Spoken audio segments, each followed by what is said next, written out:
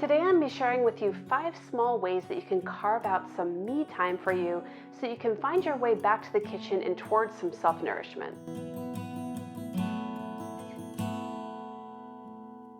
Hi, I'm Kristen Tan with In the Kitchen with Kristen, where I share tips and tricks with you about how to slow down your busy life and start to work towards self-nourishment in the kitchen. We live in a really demanding society, and it feels like everybody is pulling on us for our time and our energy every single day. Things like family, job, heck, even bad traffic. Something is always pulling on our time, and it often feels like we don't have any time for us. So today I'm going to go over some ways to go from feeling dragged and beat up by your days to instead looking forward to your evenings and finding some little mini me time. All right, so let's get started. The first tip I have is to get up a little bit earlier in your day. The morning is a great time to carve out a little bit of extra time. And for those of you that are not morning people, I see you. I am not a morning person. I don't like to get up early. I am a sloth and I love to sleep in. But if I get up 20 minutes earlier and have that little bit of time for myself, it makes a huge difference the rest of the day. So let me tell you what I mean by that. What I mean is literally set your alarm. If 20 minutes is too much, even 15 minutes ahead of time, and have those 15 minutes for you.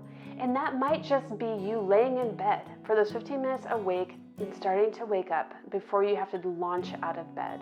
That 15 minutes could also be a little bit of time just to make a cup of coffee and stare out the window. It's just 15 minutes that's really just about you, not about getting the kids up, not about attending to your partner, not about worrying what's going to happen at work. It's just 15 minutes to set your day up for something different. The other opposite side of that is carving out 2 to 10 minutes after your day is over for you.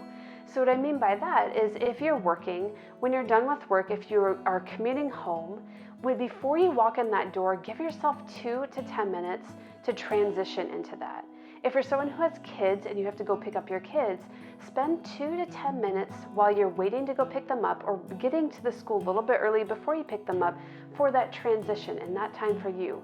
Have those 10 minutes be 10 minutes that you listen to a song on the radio, or you watch a little TikTok just for you, or you take a quick walk around the block, or you sit in your car and you just breathe a little bit.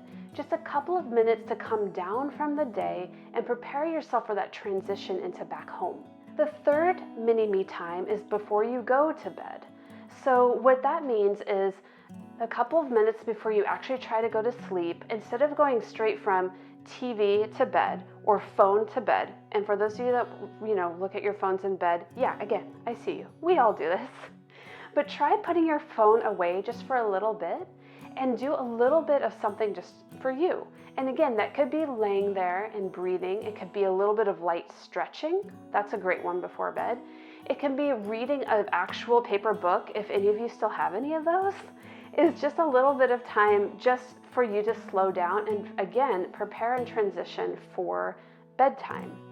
All of these little mini times, and I don't know if any of you were keeping track of the time, but if you do 15 minutes before when you wake up, you do 10 minutes after work, and you do 15 minutes before bed, you've almost created an entire hour just for yourself from those little mini me breaks.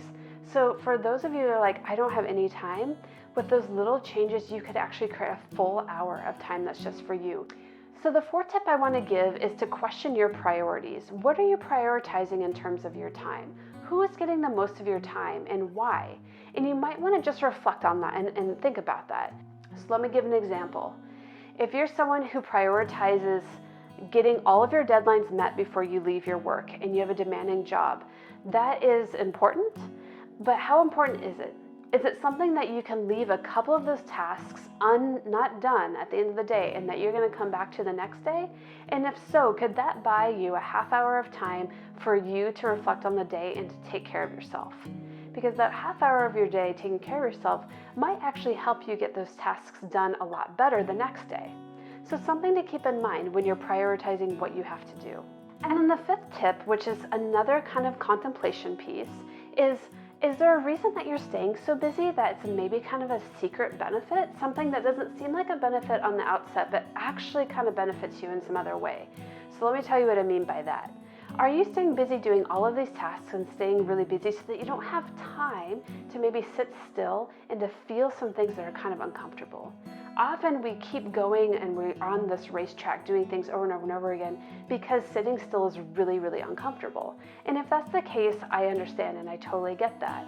What would be more nourishing though? Would it be kind of running that race in order to avoid feeling uncomfortable? Or would it be more nourishing to slow down, to do something that's maybe kind of mindful and to work through that feeling until it goes away?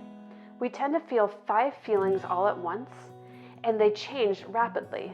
So that discomfort that you're feeling right now might transition to be something else down the road.